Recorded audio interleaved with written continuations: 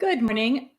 I'm Lise Colucci, and I'm one of the life coaches at queenbee.com, where I have like plant in my hair.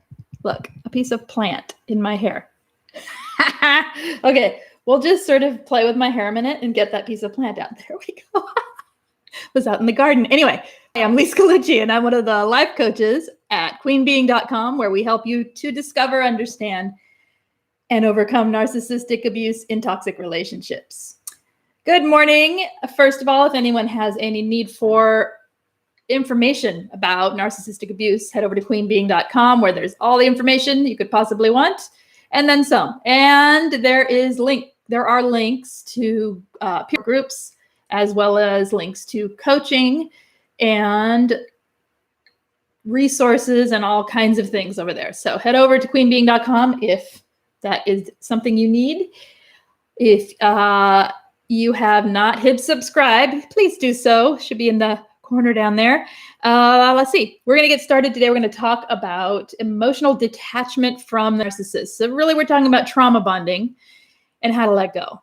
All right. So we'll talk a little bit about trauma bonding, just really basic, and then we'll go on to ways to work to let go and to learn to detach from things that are not healthy for you in your life. Okay. So even vegetative growth. Isn't that funny? Yeah. Hi, Christy, Frankendalmo, Cowboy, Karina. Hello. Okay, so let's get started. I think that's it, right? If you want text notifications of my going live, text me at 33222. Put the word Lise Live, LISELIVE in the text, hit send, and I will text you about 10 minutes prior to going live every time. Hello, Angela. Excuse me. I think that's it. Business done. Okay, let's get moving with the healing. All right. So trauma bonding, understanding what it is that we're trying to, why can't you just let go? Why can't you just walk away and say that person's a jerk? I'm never talking to them. And that's it. End of sentence. Hi, Frankendall. Why can't you? Because of trauma bonding, because trauma bonding is kind of intense, right? It's makes no sense when you're in it, why you would not be able to let go, why you weren't able to walk away in the first place, how you can completely see what's going on and not be able to get out of it. Even when you're logical, smart, intelligent, all the things, right? It's like a trap, okay? So trauma bonding is set up from inconsistent reinforcement, love bomb devalue, as we call it in the terms of narcissistic abuse. But the inconsistent reinforcement creates a cycle in your brain. It's a chemical reaction that's going on where you are in a constant state of hormonal fluctuation. So you are being manipulated by the devaluing to have raised levels of cortisol and raised levels of adrenaline, which are flooding your brain. When that happens, parts of your brain are responding. All right. There's different things that happen around this, but mainly what's happening is your brain is seeking resolution, right? You're chemically looking for the release, which is the dopamine oxytocin part, which is the seeking that the dopamine starts rising, seeking of affection, of breadcrumbs, the fawning, all the stuff we do to get their attention, to make things better, all that. And then the oxytocin release when they finally give us a breadcrumb or love bomb us or whatever the narcissist in particular does. And that cycle goes on and on and on over time. It's not just once, okay? It goes on and on and on over time. It becomes the core and the nature of how the relationship works. You are bonded literally through a traumatic experience, a repetitive traumatic experience. Your feelings of love are mixed up with addiction, all right? It's an addictive cycle. It's super addictive to the brain. You're in it. You got to get out and you got to detox. It's not easy for anyone. Let's just put it that way. So if you say, yeah, but it's hard. I know it's hard. It's really hard. It was hard for all of us. Okay. It is hard. It's not easy. It hurts. It's addiction, right? Breaking addiction isn't easy. So, the other thing to understand with it is why is the narcissist doing this? Why can't they just, we love them already. Why do they need to do this to us? Right? Because this cycle is how people can't leave them. when they have this cycle going on, and they know it. I don't think they know it necessarily like I'm going to do this cycle thing that I do. It's just natural to how they have tried it, because it's a natural a manipulation cycle that happens, and it's just stuck in their mode of how they do things, because they don't really care about other people. What they're looking for is the fuel to validate their ego. That's all they're looking for in relationship. They're looking for someone to validate their existence through their ego. Okay, they're looking for their delusional sense of who they are to be reinforced by someone else. So this cycle makes sense because it isn't a foundation of love and getting to know someone and having choice in the matter. It's a matter of, I need to cling to this because if I don't exist as I know myself, because I need that person to fuel this image of myself. That's why the narcissist does it. So it's a conditioning, and they condition you to believe that this behavior is normal. Okay, so we start thinking this is love and this is how it's supposed to be. It's not. Okay, this is trauma bonding, and this is it's Stockholm syndrome, right? You can have a captive person in complete broad daylight, no binding, no handcuffs, no chains, no nothing, and they won't run away. This is how it is. Okay, so what do we do to detach from this? How do you detach from someone? Like say you've had a discard and you want to completely detach so you don't fall back into this cycle. What do you do? Well, look at that.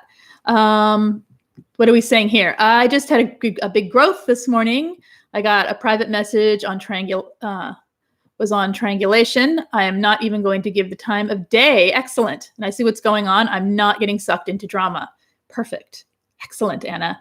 Then I saw the meme. I've learned to stop explaining myself. And I realized finally, after decades of being so defensive all the time, are true for me. Excellent. The topic, Grace, is emotional detachment. I just went over a little brief thing of what trauma bonding is, because the reason we can't emotionally detach simply, I mean, you have a breakup from anyone, it's difficult to detach, right? It's difficult to unhook all the bits of your life that has been enmeshed with someone else's life. It's painful.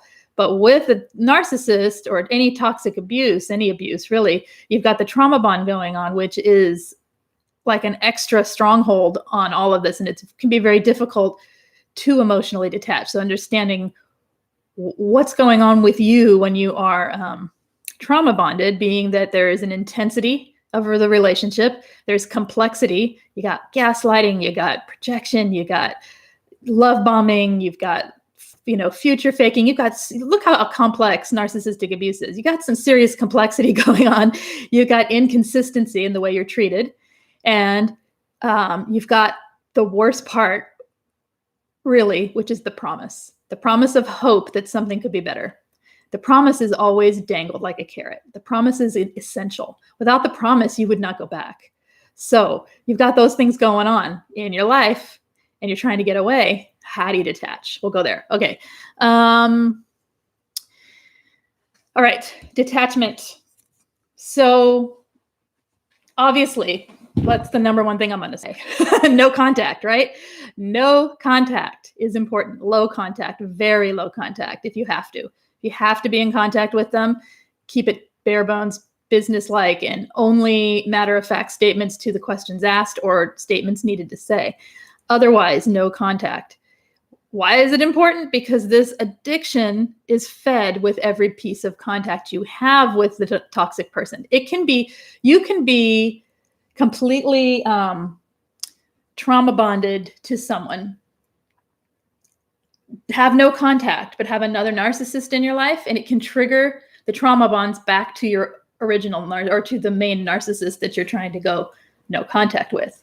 So anytime you feel the trauma bonds toward anyone, you are going to be triggered, most likely. Some people, especially if there's any triangulation that went on in the relationship, say you had two narcissists and you're not talking to one, but you are the other, it can trigger the whole thing. So the whole no contact is critical for you to stay safe and to get emotionally uninvolved, emotionally indifferent to these people.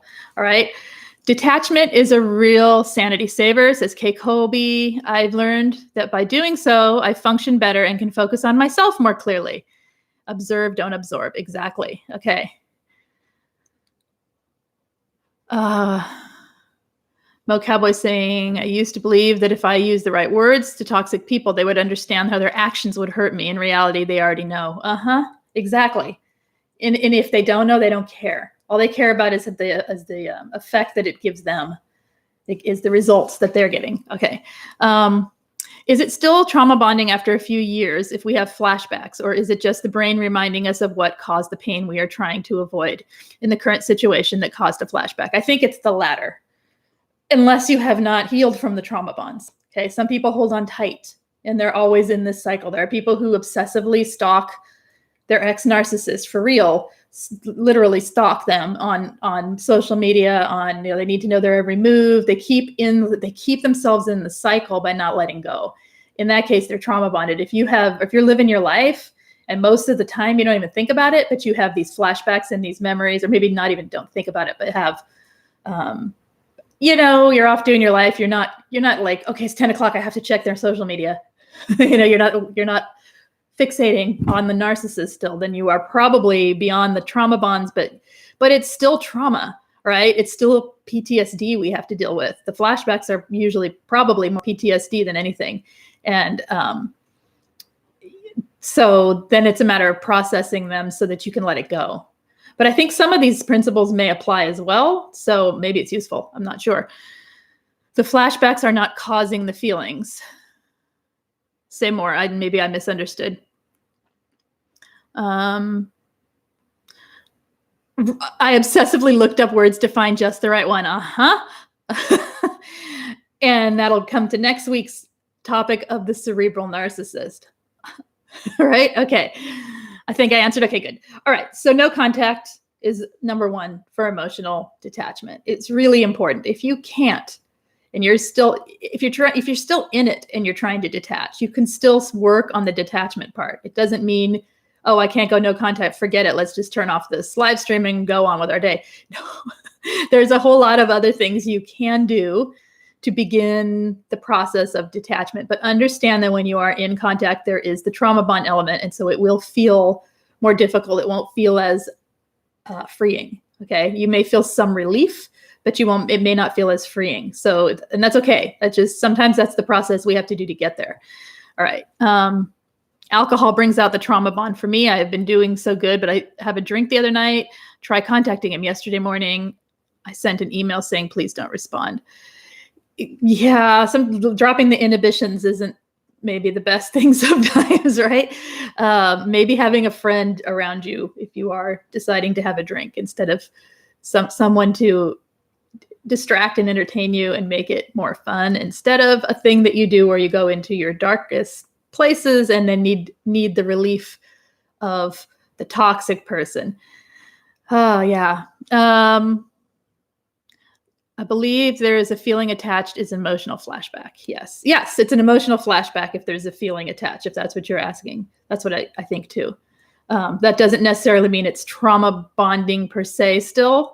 It depends on your own life in that regard. But we definitely have emotional flashbacks to any trauma, right? That's part of PTSD. So So one thing with detachment, and you can do this whether you're with them or not with them, is try to see the bigger picture of what's going on and understand the abuse, right? This is what we're all doing all the time in here, right? We're trying to understand the abuse. We're trying to understand the whys, we don't talk about narcissists because we're obsessed with them and we want to think about them all the time, right?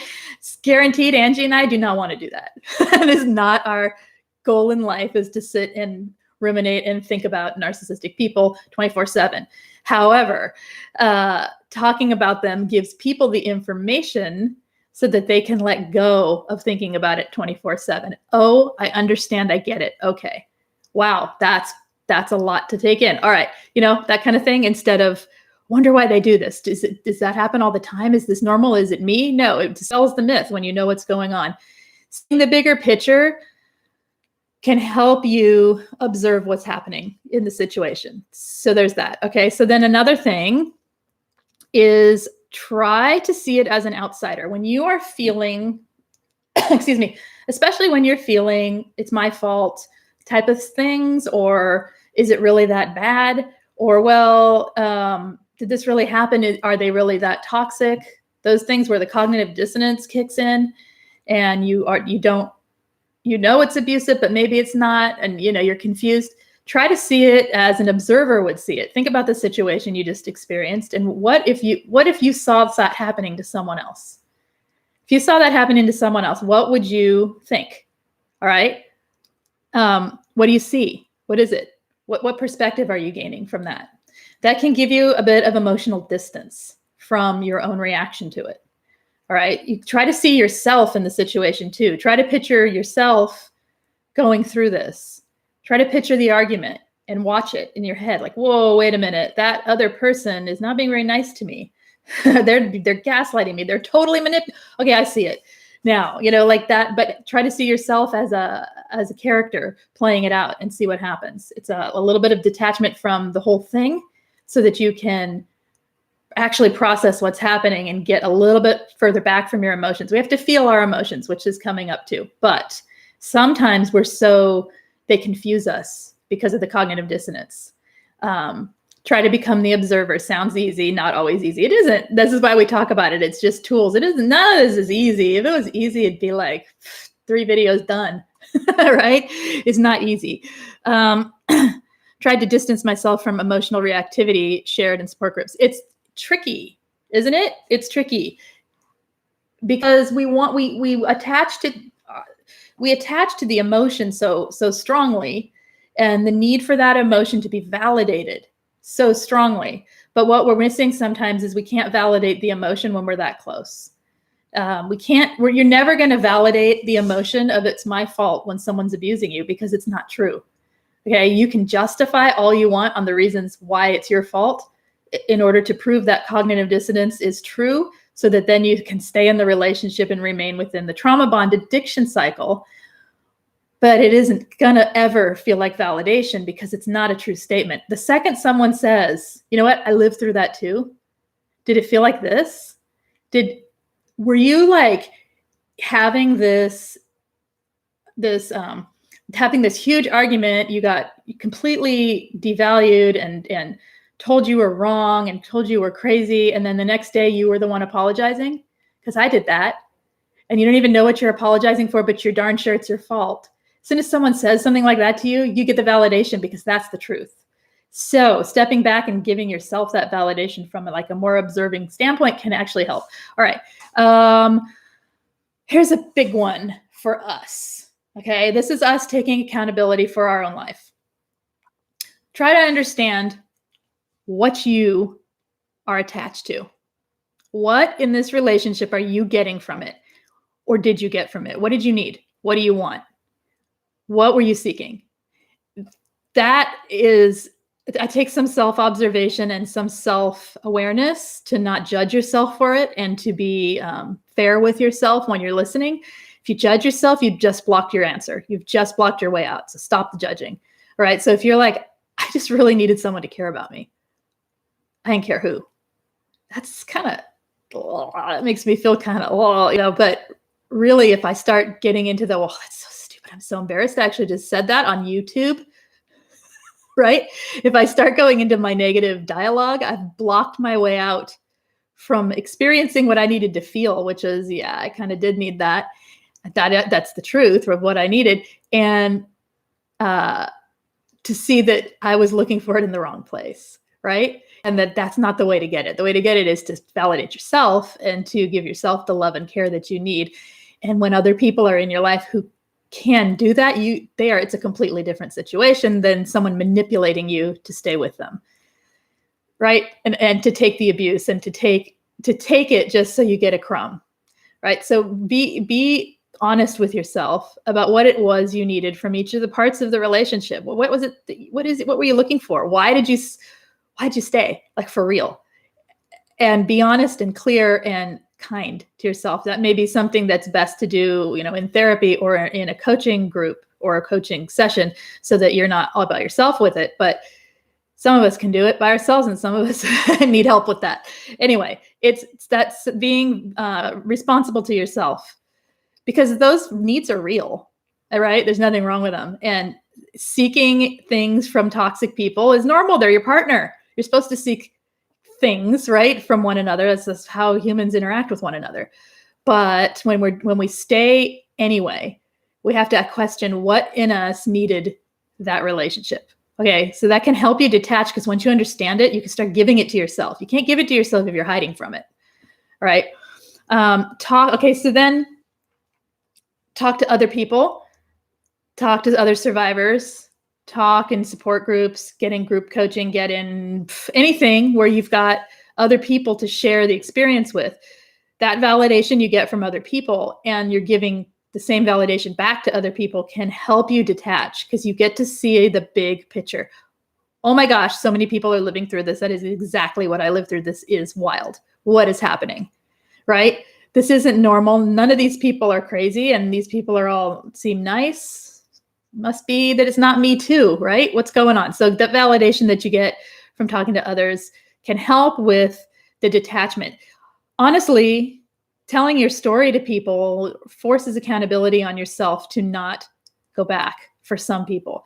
Some people will leave support groups because they break no contact, because they're so ashamed that they broke no contact. And that breaks my heart, because right there is the very piece of it's like the tipping point, right? If they could just stick with what they feel after, when they have to say, you know what, I broke the accountability to pretty much everyone I've told that I know this is toxic, and myself, and I broke no contact. Somehow facing yourself in that, and then getting the support of, you know what, we've all been there, can help people to keep moving forward and to realize, oh, this is what happens. I slip back, blah, blah. But other people they run and hide from it, and that makes me really sad. So if you're in a situation where you break no contact, or you go back and you've already told people, you've already been accountable, that I'm not going back, I'm not doing this again, and you try to let go of the shame and just talk about it, because that helps with the detachment. It helps with letting go. It helps find some commonality with other people, so you're not alone in it. When you feel alone, you're going to run to the narcissist. That's the way it is. When you feel alone, they are the source of the pain and the resolution to the pain. That's the thing about trauma bonding. It sets up a situation where it wounds you and heals you, so to speak. It's not actually healing you. It's giving you what you think is healing. It's like the wound and the salve at the same time, right? Bad. So understand, if you've set up a situation where you or haven't been accountable to something you want to be, like keeping no contact, and you don't talk about it, you risk not being able to get out as easily. All right. Talking about it to people who understand can help you feel, well, validated, and also it can help a little bit with the detachment. Where's my phone? Besides ringing everywhere. Okay, well, we'll just let it ring. I don't know where it is. How did I lose my phone today? There's always a noise. What? Okay, it's done. I don't know where I put it. It's like it's right here. Anyway, we keep going. So I feel tremendous guilt. What do you feel guilt for, Christy? I missed it. I'm gonna read. Constant apologizing. Hi, Jack. What are we missing here? Is it still trauma bonding if I look for him everywhere I go to make sure he's not there? That sounds like PTSD as well. That sounds like PTSD. If you look for him in order to, are you thinking about him constantly? I wonder where he is. I wonder what he's doing. Not, I'm afraid he'll be here. There's a difference. I mean, there's a difference between like looking over your shoulder, like a PTSD type of response, and a highly hypervigilance, and wondering if he's there with the hope that he might be, even though you hope he isn't. Does that make sense? Yeah.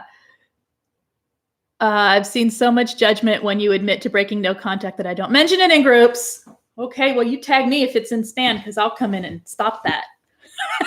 It's not okay to judge people. Okay, so sometimes, okay, think about it this way. I'm going to say this generally. It's probably not your case, but sometimes we feel judgment because we're judging ourselves. Sometimes there is judgment, absolutely, 100%, and that needs to be stopped because that is not the place for it, right? Everyone's reactionary in a support group. That is one thing that is challenging in a large group of survivors, is that you can have a lot of reactionary responses. And people are going to react the way they feel. If it triggers them, they're going to react, and then they might judge. If sometimes, though, someone can say something like, that wasn't the best thing for you, and that can feel like judgment. And what they're really meaning is, I hear you, and I know this wasn't good for you.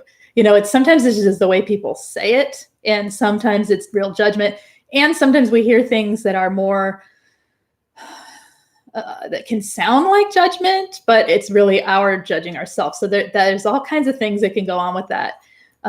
If there is legitimate, judging or whatever, at least in SPAN, you can contact any admin. We will hop on that real quick because it's not okay. And sometimes people have to be taught in a large group like that. It's a large group, right? Sometimes people have to be taught the tone of the group, that this isn't a space of tough love. This is a space of validation, sharing, and caring. And that is it. This is not the place for tough love. Sorry, not. Go somewhere else. Right? So it's one of the principles it's set up on. So if that happens, you can always contact one of us. We will help everybody understand. Okay. Anyway. Yeah. All right. So hi, Andy. Grace, I'm not thinking of him. There are trucks all over the city that look like him, and he has a comment. I think that's more PTSD. I think it sounds like that's what from your descriptions to me, I'm not, it's blurry. Fix. There it goes. That to me sounds more like traumatic stress more than trauma bonding, right? Trauma bonding would be like needing to see him, wanting to run into him, but not at the same time. Like, why isn't he hoovering? Why isn't he hoovering? I don't want him to hoover, but I kind of do. Yeah. Yeah. Hi and bye. We'll watch replay. Hi, Kimberly. Bye, Kimberly. See you later. Let's see what else we got. All right. Okay. So, talk to other survivors. Allow your emotions. When you are trying to break a trauma bond, when you're trying to detach, there are real emotions. That was said weird. There are real emotions that are inside of you that you need to feel, right? We need to feel them and experience them and validate them and understand them. But mostly we just need to feel them, right? And so trying to justify and block them and do all the things that we do isn't necessarily always useful. However, we don't need to keep feeding those emotions with negative limiting beliefs. So sometimes when you just can't let go of an emotion, you got to look at the belief underneath it. What do I believe about myself when I feel this? When I feel like I'm never going to find anyone else.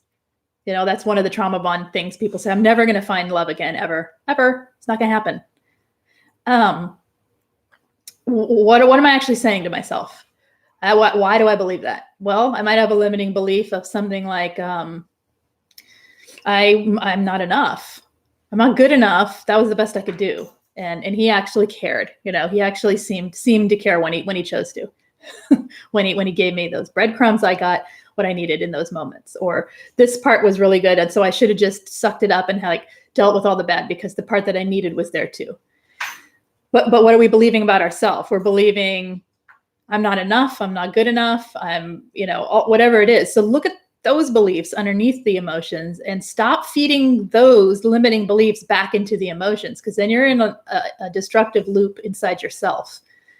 All right. So there's another way to detach. The way you have full control over. That is up to you, on you, and part of you. That isn't about the other person at all. All right. Stay away from the narcissist's friends and family. Stay away from those flying monkeys. Stay away from people who know them as much as you can. Breaking the emotional detachment with a narcissist can mean creating a new life for yourself and letting go of the old. And sometimes it means people. Sometimes they're innocent bystanders in the situation, and it's just best to let go of it because they are linking you back to the trauma bonding and to the narcissist. Remember that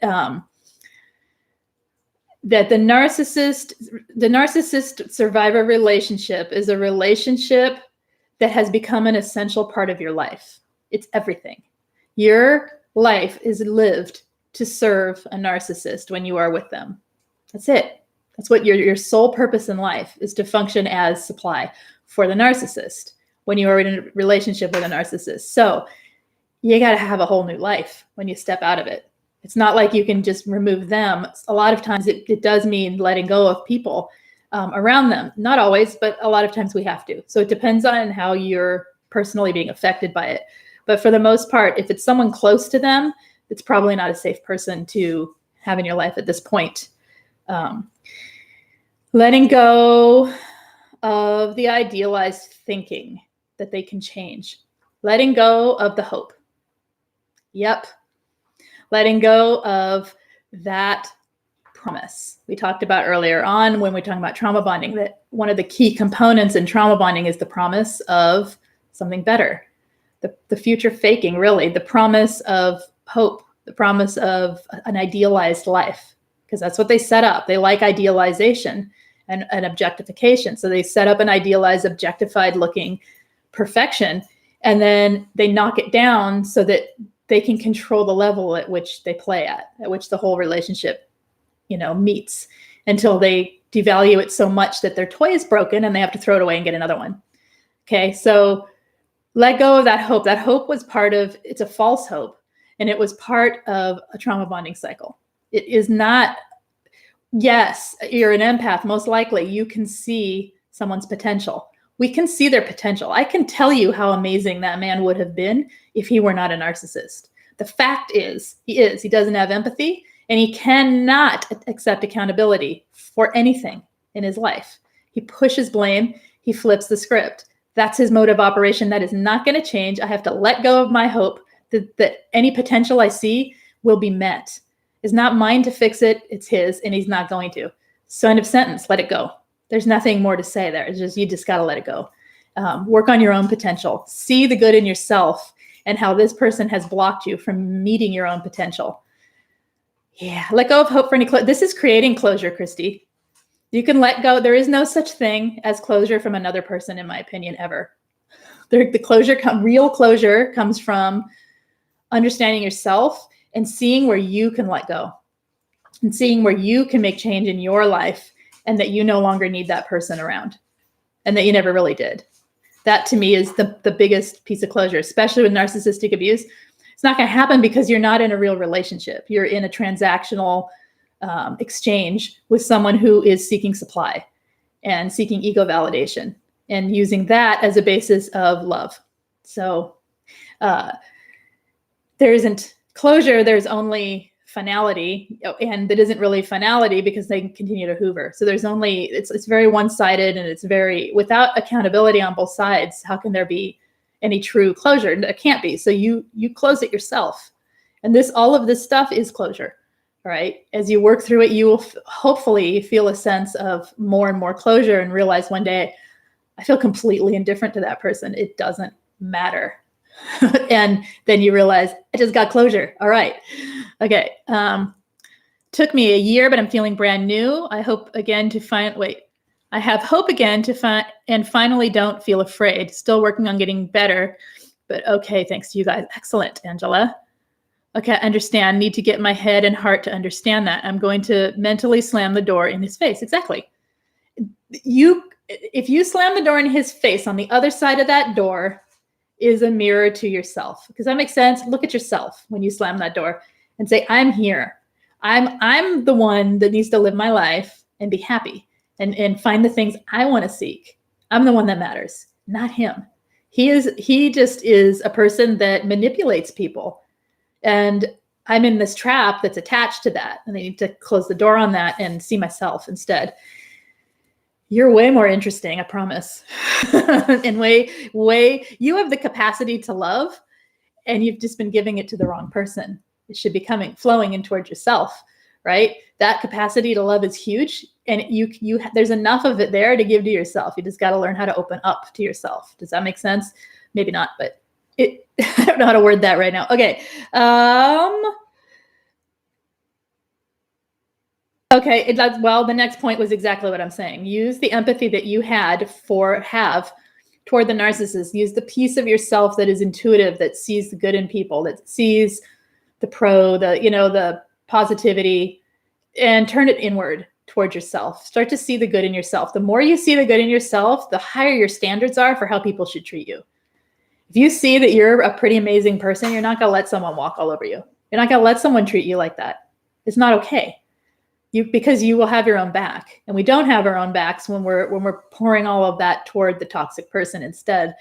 In a healthy relationship, it would flow both ways. I see my benefits, I see your benefits, and I don't have to question it because you're not out attacking me, right? But in an unhealthy one, it's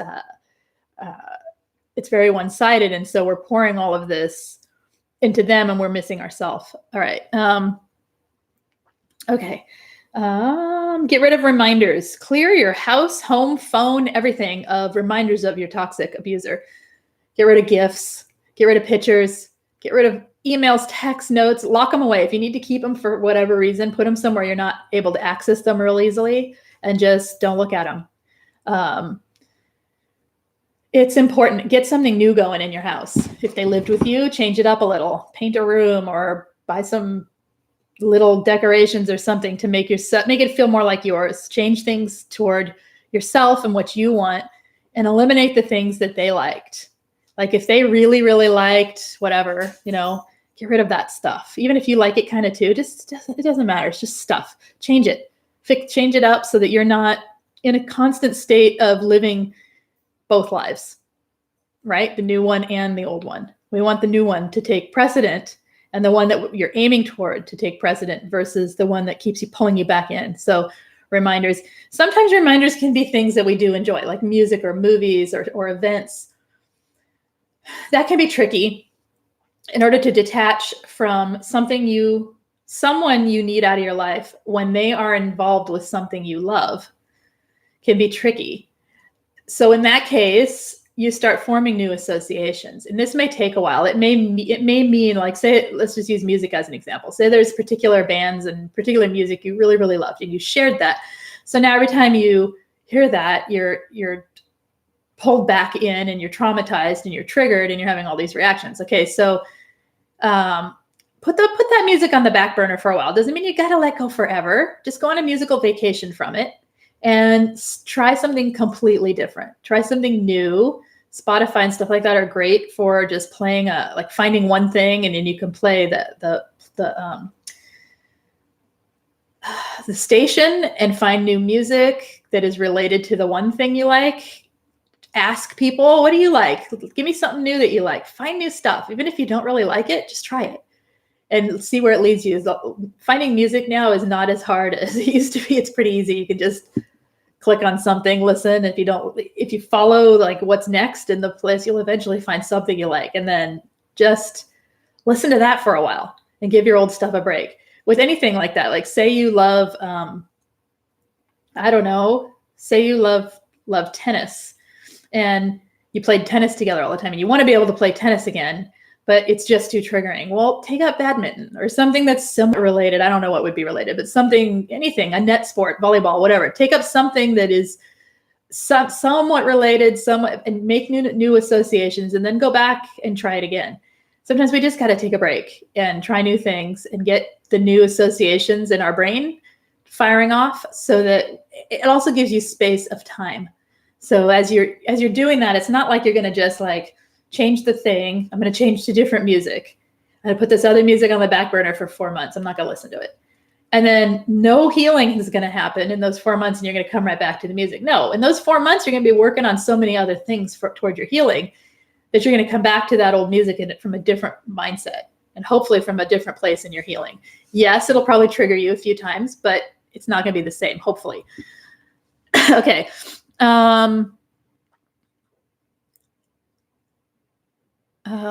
am I reading here?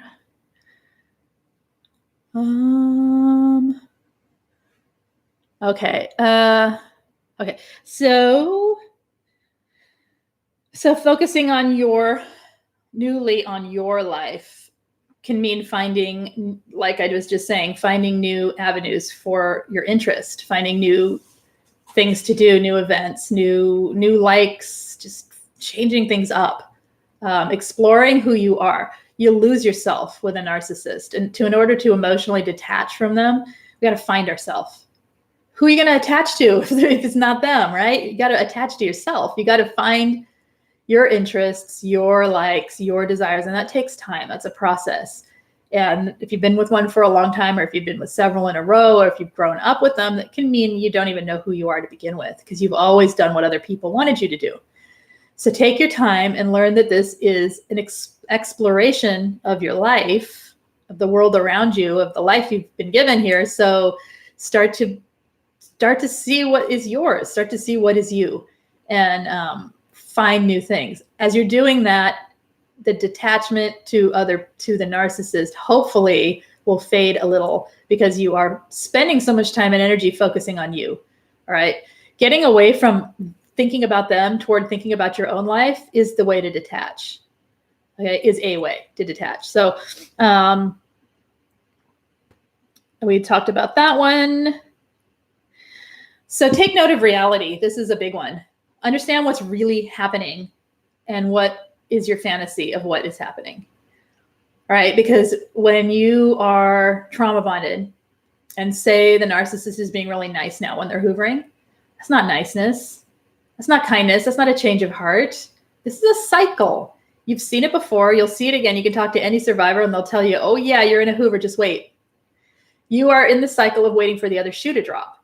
You're feeding off the addiction that is you're basically, your dopamine is starting to rise because you are being given the positivity, and you're just waiting for, well, you have hope because of that promise of the future, and you are not seeing reality. The reality is someone's manipulating you. That's the reality. The reality is everyone else around you can see it, right? But you can't, because you're just so wanting to believe that this is it. This is real. This is them having a change of heart. Or it's okay because they're being nice now.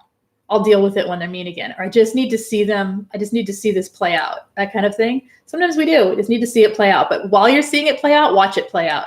If you're in a situation where you're in a hoover and you're already in it and you're just, okay, I'm here. I've totally been hoovered.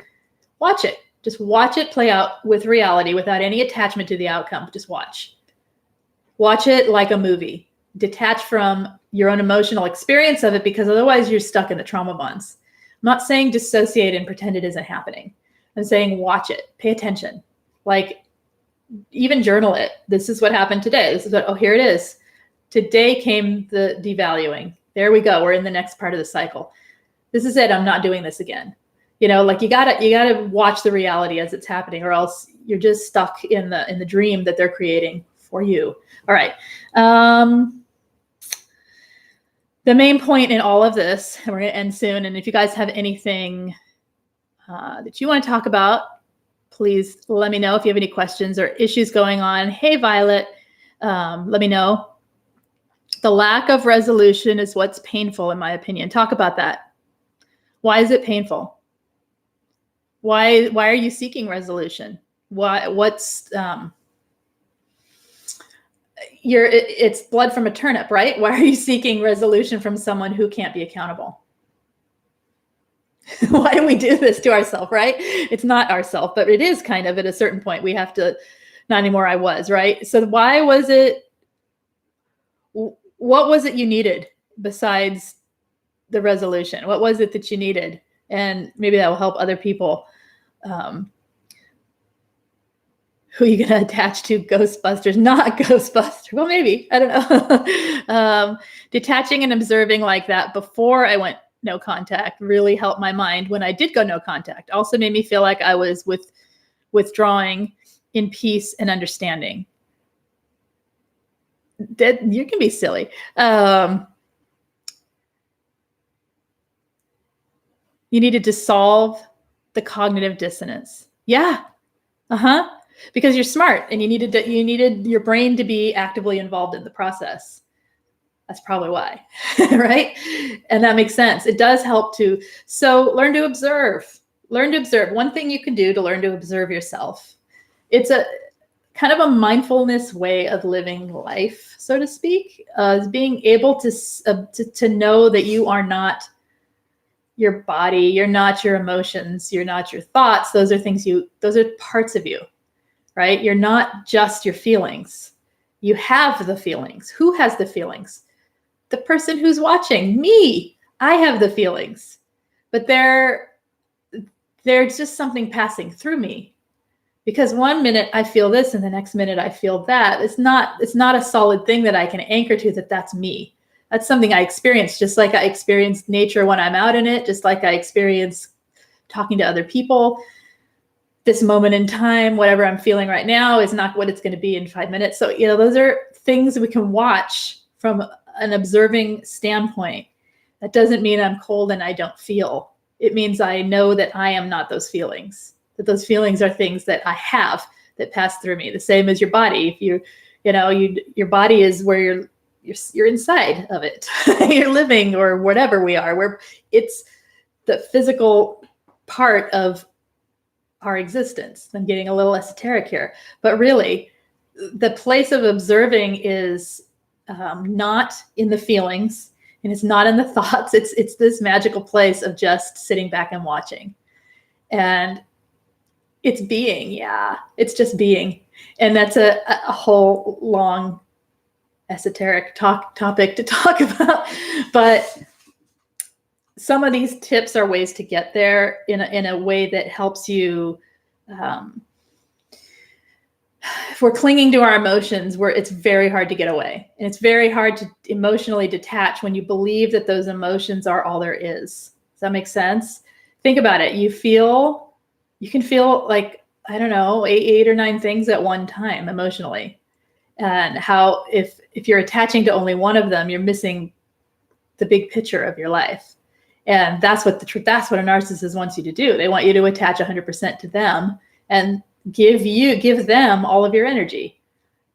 So emotional detachment, you will have so much more energy when you're not emotionally drawn back toward the narcissist.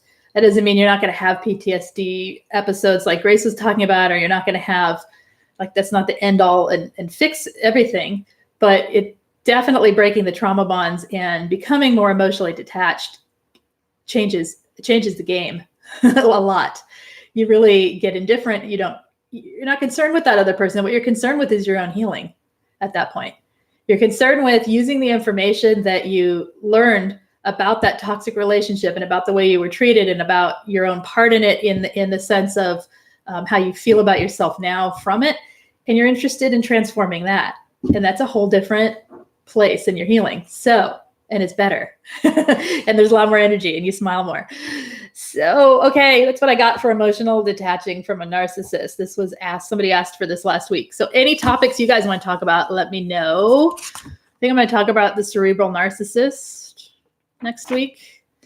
And we're going to talk about PTSD and holiday shopping soon, and holidays in particular, but pretty soon as the holidays approach. Being silly helps us laugh while healing. Being silly is essential. I think humor is great. We're going to talk about all kinds of stuff. So anything else you guys want to talk about, any topics you have, you can always add them to any, you can always add them to any video comment, main comment. And I try to read those and write them down when I see people suggesting topics. If I forget, please just repeat it. I try to get to them, but you know how it is. And excuse me. And like I said, if anyone needs group coaching, there's a link in every video in the main description with a link to the coaching group that's going on right now. And if you need private coaching, same deal. You can find a link in any of my videos, or I'm over on queenbeing.com. More importantly, if you need help or information or all kinds of articles, whatever you need, head over to queenbeing.com, because it's all packed in right there. And that's it. If you would like text notifications, text me 33222, put the word Lise Live, LISELIVE, and I'll send you a text prior to going live every time so that you don't miss it. And please hit the subscribe and the thumbs up. And that's it. That's the business. Okay. Anything else? Okay. I think we're good. You're welcome, Anna May. All right. All right. All right. You guys take care. I will see you tomorrow. I don't know what we're talking about tomorrow. Something. I'll talk to you tomorrow. Bye-bye.